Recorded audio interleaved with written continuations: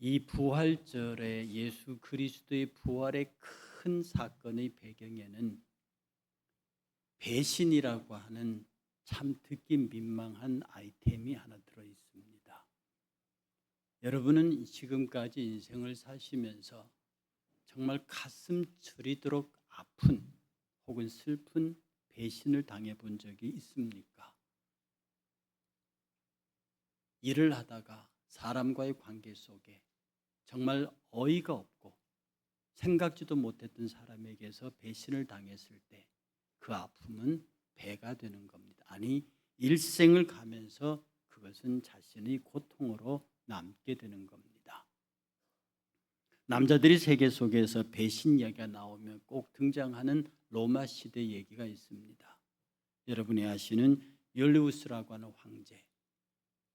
그 시저 율리우스는 그가 지극히 아끼는 명장이요 훌륭한 정치가요 정말로 좋은 친구라고 여겼던, 정말로 자기가 그토록 사랑했던 블루투스라고 하는 친구가 있습니다. 그런데 나중에 원로원이 반역을 일으켜요. 그리고 반역이 성공해서 그들이 칼에 죽는 그 현장에 블루투스가 상대 반역자들의 틈에 있는 것을 발견합니다. 그리고 그 율리우스는 이렇게 외칩니다. 에뚜 블루테, 블루투스 너 맞아. 그래서 에뚜 블루테라고 하는 말은 정말로 믿었던 사람에게 일격의 배신을 당하는 그런 아픈 외침으로 모든 사람들의 기억 속에 회자되고 있는 부분입니다. 오늘 두 사람이 예수를 배신합니다. 여러분은 예수를 배신한 사람 그러면 가룟 유다 그러겠지만 어쩌면 더 치열한 배신자가 베드로입니다. 가룟 유다는 그냥 그 길로 갈 사람이에요. 예수님은 그걸 알고 있었고 예수님은 그걸 미리 주의 만찬 때 그에게 떡을 집어주면서 네 할 일을 해라. 그래서 가룟 유다 그 떡을 받고 나가니 사탄이 그에게 예수 팔 생각을 집어넣었더니 문을 열고 나가매 밤이러라. 그는 밤의 어두운 세계로 그렇게 들어갔습니다. 그러므로 가룟 유다의 배신은 예수에게 그리 큰 무게가 아닙니다. 그런데 베드로의 배신은 정말 예수님에게 가슴 아픈 일입니다. 베드로는 절대로 예수를 배신할 사람이 아닙니다. 그는 예수가 잡히시는 겟세마네 동산에서 칼을 들고 죽기를 각오하고 대제사장의 종들과 싸워서 그 종 말고의 귀를 떨어뜨리면서까지 칼로 싸웠던 사람입니다. 다 도망갔습니다. 그래도 베드로는 이 일의 결말을 보기 위해서 아무도 자기를 도와줄 수 없는, 전부 다 예수에게 돌을 던지고 예수를 사형에 처해야 한다는 사람들 틈으로 들어가서 가야바 법정까지 따라간 사람입니다. 그런데요, 그 법정에 딱 들어가서 천문을 통과해서 사람들과 서 있는데, 사람들과 함께 있는데 어떤 여종이 와서 말합니다. 당신이 저 나사렛 예수 한편이다라고 말합니다. 순간적으로 베드로는 겁을 먹었습니다. 베드로의 가장 큰 실수는 뭐냐 하면 자기와 자기에게 전혀 도움되지 않는, 자기 편이 하나도 없는, 있어야 할 곳이 아닌 있지 말아야 할 곳에 베드로가 지금 있는 겁니다. 조금 전까지만 해도 칼을 들고 싸웠던 그가 조그마한 여종의 말 한마디에 순간적으로 겁을 먹고 내가 왜 나사렛 사람이야? 난 저 예수하고 상관없다고 부인해버립니다. 저는 여기서 베드로의 행동을 유심히 봅니다. 거기에 놀라서 충격받아서 돌아가 버렸으면 두 번째, 세 번째 배신은 일어나지 않습니다. 그런데 그 여종이 네가 나사렛 사람하고 한편이라고 말하는 순간에 아니라고 부정하면서 앞쪽으로 나아갑니다. 바깥문을 지나서 중간문 쪽으로 간 겁니다. 거기는 예수의 법정이 보이는 데예요. 거기에 딱 들어갔을 때 또 하나 여종이 말하기를 당신이 나사렛 저 예수와 한 도당이라고 말합니다. 그때는 이 베드로가 정말 당황합니다. 예수의 위기에 자기도 함께 할 수 있겠다고 하는 인간적인 위험을 체험합니다. 그래서 맹세합니다. 당시 유대 남자들은 자기의 강력한 주장을 할 때는 맹세를 합니다. 내가 맹세하는데 나는 저 예수를 모른다. 나는 그 사람하고 상관없다고 말합니다. 그런데 그가 말하는 말투가 굉장히 억센 나사렛 말투예요. 지금 우리식으로 말하면 함경도 아주 억센 사투리입니다.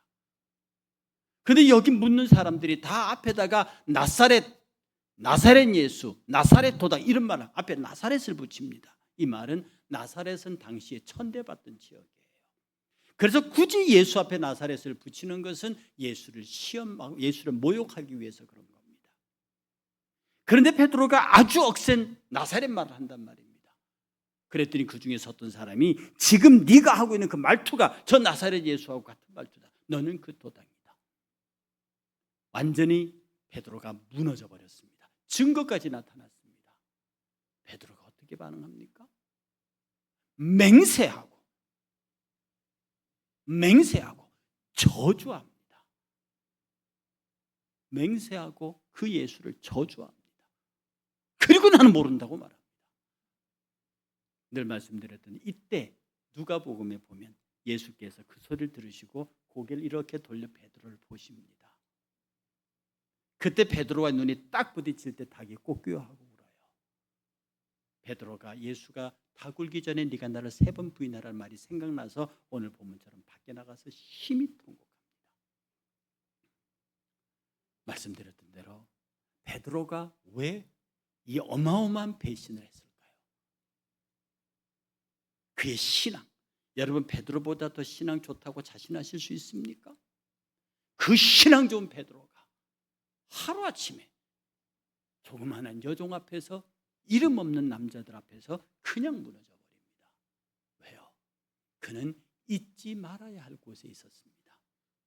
아니 장소라기보다도 그를 도울 사람하고 같이 있어야 했습니다. 만약에 베드로가 몇 명의 제자들하고 같이 갔다면, 그리고 모래에 있는 무리가 자기와 함께 해줄 수 있는 동료 한 편이었다면 아마 베드로는 그들을 선동하는 입장에 서서라도 배신하지 않았을 겁니다. 그러나 자기 주변에 있는 사람들은 아무도 자기를 도와줄 수 없는 사람, 그리고 예수를 치고 예수를 사형해 내주는데 앞장서는 사람들이었습니다. 그들과 함께 앉은 베드로는 마음이 약해질 수밖에 없습니다. 여러분 베드로가 얼마나 심약한 존재인지 알죠? 베드로가 얼마나 순수한 인간인지 알죠? 그 순수가, 그 심약함이 졸지에 예수를 저주하는 데까지 부인하게 되는 그런 환경에 이르게 됩니다. 우리가 예수를 부인하는 건 간단합니다. 우리가 예수를 배반하게 되는 건 간단합니다. 잊지 말아야 할 장소에, 함께하지 말아야 할 사람과 친구가 되는 순간에, 그들과 어울리는 순간에 우리는 스스로도 주체할 수 없는 배신의 길을 가게 됩니다. 그러면 시각을 잠깐 돌려서 가룟 유다에게 가봅니다.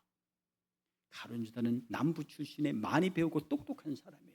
정의로운 사람이고 상식적인 생각을 하는 사람이고 열렬당원으로서, 열심당원으로서 율법에 기초해서 주의 메시아가 빨리 오시기를 기다리는 사람입니다. 그는요 옥합을 깨트려서 예수의 머리에 붙는 여인을 보고 말합니다. 이게 무슨 낭비냐? 이거 팔아서 가난한 사람에게 주면 얼마나 좋으냐? 그의 대답은 정확한 겁니다. 모든 사람들이 눈에 보기에 그 비싼 옥합 향유를 예수의 머리에 붓는 것은 영적으로야 예수의 장례식을 준비하는 것이지만 상식적인 사람들의 눈에는 말이 안 되는 허비였습니다. 그 얘기를 유다가 하고 있습니다. 그는요 정확히 계산하는 사람이에요. 이 5,000명을 어떻게 먹입니까? 200데나리온 되는 더 드는 돈이 들어야 합니다. 정확하게 계산하는 사람입니다. 그는 예수의 믿음으로 행하는 것에 대한 이해가 없는 사람입니다. 그런데 이 가룟 유다가 믿는 것은 내가 예수를 택한 이유는 말입니다. 내가 예수를 택한 이유는 이 예수만이 내가 이토록 원하는 독립과 헤롯 왕국을 무너뜨리고 로마의 압제로부터 벗어날 수 있는 이 내 간절한 민족 애국자의 소망을 이루어줄 사람이 예수밖에 없다고 판단한 겁니다. 그래서 예수 제자단에 들어온 겁니다. 정심으로 충성을 다해서 예수를 섬겼습니다. 그런데 어느 날 예수님이 죽겠대요. 때려부셔야 할 헤롯의 세력에, 무너뜨려야 할 로마 세력 빌라도 그를 통해서 자기가 죽겠답니다. 자기의 목적을 이루기 위해서, 자기의 뜻을 관철하기 위해서 원대한 포부를 가지고, 조국 독립이라고 하는 원대한 포부를 가지고 예수를 찾아왔는데, 예수는 단 한마디에 베드로를 배신합니다. 나는 거기에 동조할 생각이 없다. 나는 십자가를 지고 죽어야 한다. 이 말에 충격을 받은 유다가 돌아섭니다. 대제사장들과 백성의 장로들은 가룟 유다가 때려부셔야 한다고 생각하는 사람들이었습니다. 저들을 멸해야만 유대의 독립이 온다고 믿었던 사람입니다. 그래서 예수 제자단에 가입하기 전에 그들과 싸웠던 사람입니다. 그런데 그 예수 잡는 일에 가룟 유다가 함께합니다. 누가복음 23장 13절에 보면, 12절에 보면요, 헤롯과 빌라도가 전에는 원수였으나 당일에는 친구가 되었다. 당일이 뭡니까? 예수를 사형에 넣은. 헤롯과 빌라도가 원수 관계였으나 당일 예수를 사형에 처하는 일에는 친구가 되었다고 그랬습니다. 가룟 유다와 대제사장과 백성의 장로들은 절대로 가룟 유다와 친구가 될 수 없는 사이입니다. 그런데 그들은 거래합니다. 은30에 예수를 거래합니다. 대제사장과 백성의 장로들 입장에서는 얼마나 좋은, 예수의 제자가 예수가 누군지를 알려주고 정확한 위치에 군사들을 보내면 그들을 인도해서 예수를 잡아줄 끈앞을 얻었습니다. 은30에. 그들에게 은30은 아무것도 아닙니다. 은30은 예언된 돈일 뿐입니다. 그런데 어떤 사람은 이렇게 말합니다. 가룟 유다가 왜 팔았을까? 가룟 유다가 왜 예수를 팔았을까? 팔고 난 다음에 왜 성전을 찾아가서 은30냥을 던지고 스스로 목숨을 끊었을까? 행간을 읽는 신학자들은 이렇게 해석하는 사람이 있습니다. 예수가 십자가 못 박혀 죽는다? 아니지. 내가 그렇게 할 수 없지. 우리 선생은 내가 원하는 대로 가야 돼. 우리 선생은 나와 함께 유대의 독립을 쟁취해야 돼. 그러면 예수를 잡히게 하자. 예수를 재판받게 하자. 그러면 분노한 예수께서 나를 잡아간다고? 나를 체포해서 고문한다고? 그러면 삼손처럼 밧줄을 끊어버리고 정말로 민중들을 선동해서 내가 원하는 혁명을 일으킬 수 있을 것이다. 어떤 신학자는 그렇게 행간을 해석했습니다. 과격한 해석이긴 하지만 충분히 가능성 있는 해석입니다. 그래서 예수를 팔았어요. 동기가 어찌됐든 자기의 뜻을 맞춰주지 못하는, 자기의 뜻을 배신해버린 예수를 팔았습니다. 그런데 예수가 잡혀서 사형언도를 받는다 이 말입니다. 오늘 본문에요, 이렇게 기록되어 있습니다.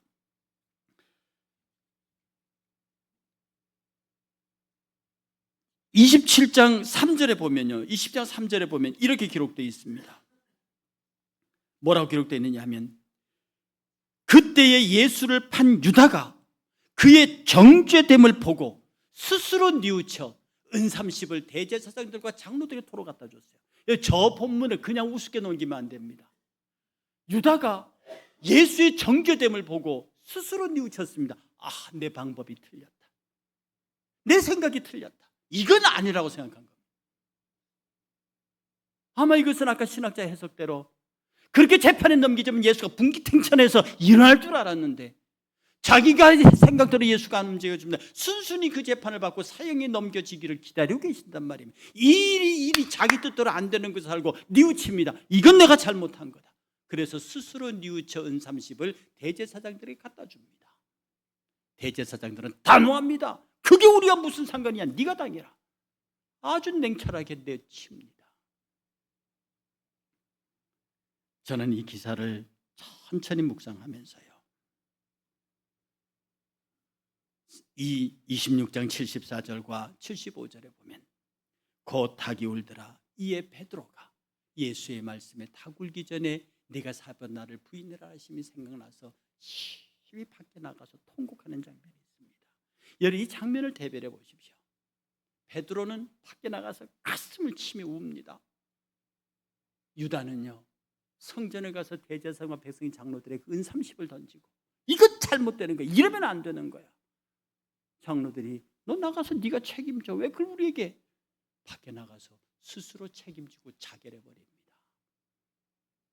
여러분, 인간적인 가룟 유다는 충분히 이해할 수 있습니다. 저는 가룟 유다 그렇게 미워하지 않습니다. 애국자였습니다. 배운 사람이에요. 출신 좋습니다. 열심이고 성실하고요. 열심당원으로서 정말로 유대의 메시아를 기다린 사람입니다. 그래서 예수를 통해서 그 뜻을 이뤄보려고 했습니다. 예수를 죽음에까지 몰아내가면서 예수께서 자기 뜻에 통주해 주기를 바랐습니다. 가룟 유다의 결정적인 잘못은요, 거기까지 와서 예수의 죽음의 현장을 보고 거기서 엎어져서 예수님, 주님 내가 잘못했습니다라고 베드로처럼 울었다면 그의 길은, 그의 결말은 달라졌을 수 있습니다. 끝까지 자기가 책임지게 하는, 끝까지 자기가 해결하려고 했습니다. 죽음으로 자기 문제를 해결하는 겁니다. 그의 가상한 용기에도 불구하고 그는 하나님과 아무 상관이 없는, 지금까지도 예수를 판 배신자로 기록되어 있습니다. 반면 가룟 유다보다도 더 지독하게 예수를 배반했던 베드로는요, 닭소리를 듣자마자 밖에 나가서 통곡하며 웁니다. 그는 다시 예수에게로 돌아왔습니다. 자기 힘으로 무엇을 해결하는 것이 아니라 내가 이만큼 큰 엄청난 죄인이니 선생님 나를 용서하십시오. 주여 나를 용서하십시오. 그가 그 닭소리를 듣고 통곡했기 때문에 베드로는 수사도의 위치를 회복하고 지금까지도 그는 우리에게서 존경받는 사도의 자리에 있습니다. 부활하신 예수님께서요, 베드로를 만나십니다. 12제자와 함께 베드로를 만나십니다. 그리고 베드로에게 묻습니다. 베드로야, 네가 나를 사랑하느냐? 이때 물으신 헬라어가 뭐냐면 우리가 말하는 아가페, 아가파오로 물었습니다. 베드로야, 네가 나를 아가파오의 사랑을 줄 수 있겠느냐? 베드로가 아닙니다라고 말합니다. 그의 대답은 내가 주를 사랑하는지 주께서 아십니다. 내가 주를 사랑합니다 이렇게 말하지 않습니다. 내가 어떤 사랑으로 당신을 사랑하는지 당신은 알지 않습니까? 왜 그렇게 부끄럽고 창피한 질문을 하시고 내가 대답하기에 정말로 안타까운 질문을 하십니까는 베드로의 회개가 담겨 있는 그 말이에요. 네가 아가파오의 사랑을 할래? 예수님, 제가 아가파오의 사랑에 실패했다는 거 알지 않습니까? 제가 그 아가파오의 사랑한다고 우리가 주와 함께 죽으러 가자고 말했고요, 당신에게는 결코 그런 일이 일어날 수 없습니다라고 말했던 내가 처절하게 배신했잖아요. 내가 주를 사랑하는 줄 주께서 아십니다. 내가 어떤 사랑으로 주를 사랑하는지 주께서 아십니다. 베드로는요, 아가파오로 대답하지 않고 필레오로 대답합니다. 필레오는 인간적인 사랑이에요. 의리예요. 내가 당신의 제자로서, 남자로서 의리의 사랑은 당신에게 드릴 수 있겠는데 당신이 내게 원하는 아가파오 사랑은 못 드렸습니다. 그리고 드릴 자신이 없습니다. 두 번째, 예수가 또 묻습니다. 네가 나를 사랑하느냐? 역시 아가파오로 물었습니다.